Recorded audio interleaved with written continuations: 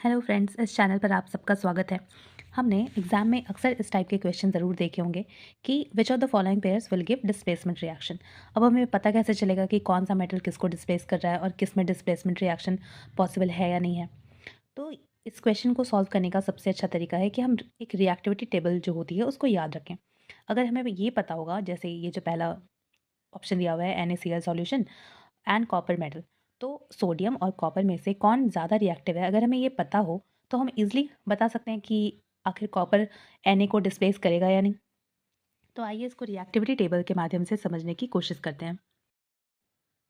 ये जो reactivity table आपके सामने दी गई है, इससे हम लोग इसको समझने की कोशिश करेंगे कि कौन सा मेटल ज़्यादा रिएक्टिव है और कौन सा लीस्ट रिएक्टिव है। तो ऊपर से नीचे तक जो हम लोग आ रहे हैं, यहाँ पे रिएक्टिविटी आपकी डिक्रीज़ हो रही है। इसका मतलब है ऊपर में जो मेटल्स है वो ज़्यादा रिएक्टिव हैं, उसके बीच में थोड़े मॉडरेट होंगे, और नीचे में स्पेशली यहाँ से लेकर यहाँ तक ये लीस्ट रिएक्टिव मेटल की श्रेणी में आते हैं। तो सबसे ऊपर ये ज़ाहिर सी बात है, पोटेशियम और सोडियम, ये बहुत ज़्यादा रिएक्टिव होते हैं। एक्सपोज होते ही ये एक्सोथर्मिक रिएक्शन भी देते हैं। तो सबसे ऊपर में आपका पोटेशियम है, फिर सोडियम है, calcium, magnesium, aluminium, zinc, iron, tin, lead, hydrogen, copper, mercury, फिर सिल्वर, प्लैटिनम और फिर गोल्ड। गोल्ड, सिल्वर, प्लैटिनम, ये सबसे ज्वेलरी बनाई जाती है क्योंकि ये सबसे ज़्यादा कम रिएक्टिव होते हैं।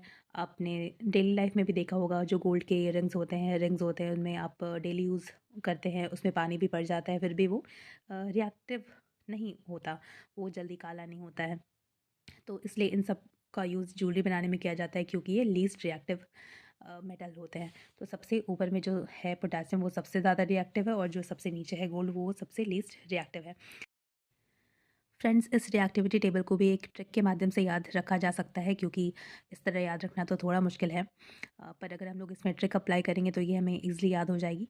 तो ट्रिक कुछ इस तरह है: कटरीना ने कार मांगी ऑल्टो जेन फरारी, सुनो फिर भी हाई क्यों मिली सिल्वर प्लेटेड ऑडी।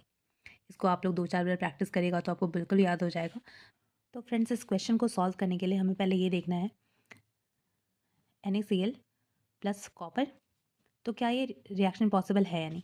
क्या कॉपर रिएक्टिविटी टेबल में कहाँ पर आता है, क्योंकि सोडियम तो सबसे ऊपर आता है और कॉपर का स्थान नीचे है। तो क्या ये इसको डिस्प्लेस कर पाएगा? ये नहीं कर पाएगा, तो यहाँ पे नो रिएक्शन हो जाएगा। ठीक है। अब जो दूसरा नंबर ऑप्शन है MgCl2 प्लस एल्यूमिनियम, तो Mg ये भी ऊपर में आता है और एल्यूमिनियम Mg से जस्ट नीचे आता है। आप देख सकते हैं रिएक्टिविटी टेबल में Mg यहाँ है और एल्यूमिनियम इसके नीचे। इसका मतलब है कि मैग्नीशियम ज़्यादा रिएक्टिव है और एल्यूमिनियम